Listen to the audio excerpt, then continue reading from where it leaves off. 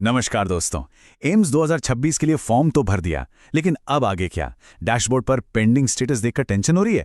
आज के special explainer में हम यही टेंशन दूर करने वाले हैं। एकदम साफ और आसान तरीके से समझेंगे कि फॉर्म के इस प्रशासनिक झंझट को बिना किसी परेशानी के कैसे सुलझाया जाए। फटाफट देखते हैं आज के हमारे टॉपिक्स। हम बात करेंगे फॉर्म स्टेटस की वर्तमान स्थिति पर, इसे चेक करने के स्टेप्स, फॉर्म रिजेक्ट होने के मेन रीजंस, गलतियों को सुधारने का सही तरीका और अंत में आपकी तैयारी के लिए विजय पथ मेगा मैराथन। ये पूरा रोड मैप आपके हर भ्रम को दूर कर देगा। तो सबसे पहले बात करते हैं फॉर्म स्टेटस की। ये पेंडिंग डैशबोर्ड आखिर है क्या और इसे लेकर इतनी घबराहट क्यों है? देखिए, डैशबोर्ड पर लॉगिन करते ही अक्सर दो चीजें दिखती हैं, या तो पेंडिंग या फिर एक्सेप्टेड। अगर पेंडिंग दिख रहा है तो बिल्कुल मत घबराइए। इसका सीधा सा मतलब है कि एम्स ने अभी तक आपका फॉर्म फाइनली चेक नहीं किया है। ये एकदम नॉर्मल प्रोसेस है। दूसरी तरफ अगर एक्सेप्टेड या सबमिटेड लिखा है, तब तो भाई टेंशन फ्री हो जाइए।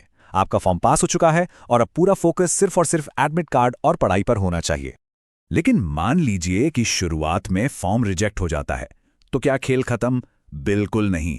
यहां सबसे बड़ी बात याद रखने वाली यह है कि एम्स आपको गलतियां सुधारने का एक और मौका देता है। ये कोई परमानेंट रिजेक्शन नहीं है, बल्कि एक लाइफलाइन है, ताकि आप समय रहते अपनी कमियों को दूर कर सकें। और ये सब इतनी बारीकी से समझना क्यों जरूरी है? जरा इन नंबर्स पर गौर कीजिए।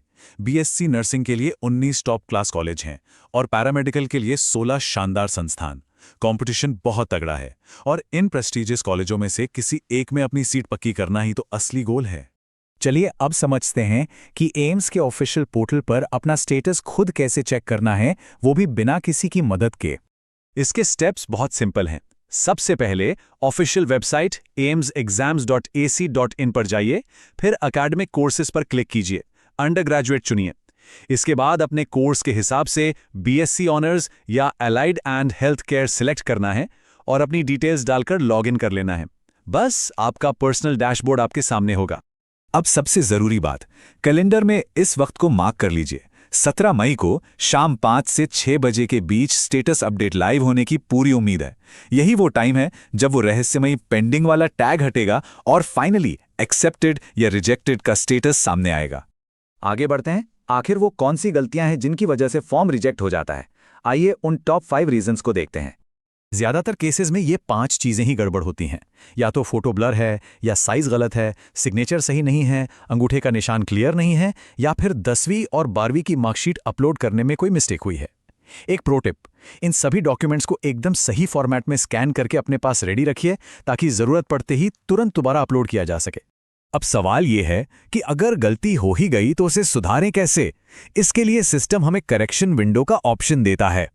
इस टाइमलाइन को ध्यान से समझना बहुत जरूरी है, क्योंकि ये बहुत ही स्ट्रिक्ट है। 17 मई को स्टेटस अपडेट के साथ ही करेक्शन विंडो खुल जाएगी। 18 मई तक ये खुली रहेगी, लेकिन 19 मई को ये परमानेंटली बंद हो जाएगी। यानी सिर्फ 3 दिन का मौका। अगर ये डेडलाइन मिस हुई तो समझिए एडमिट कार्ड नहीं आएगा, इसलिए तेजी से एक्शन लेना होगा। इसी बीच एक बहुत ही स्मार्ट फीचर अवेलेबल है, जिसे रेज क्वेरी कहते हैं। मान लीजिए आपको पहले से पता है कि फॉर्म में कोई गलती हो गई है, तो रिजेक्शन का इंतजार क्यों करना? इस डैशबोर्ड टूल की मदद से सीधे एम्स प्रशासन को मैसेज करके एडिट ऑप्शन मांगा जा सकता है।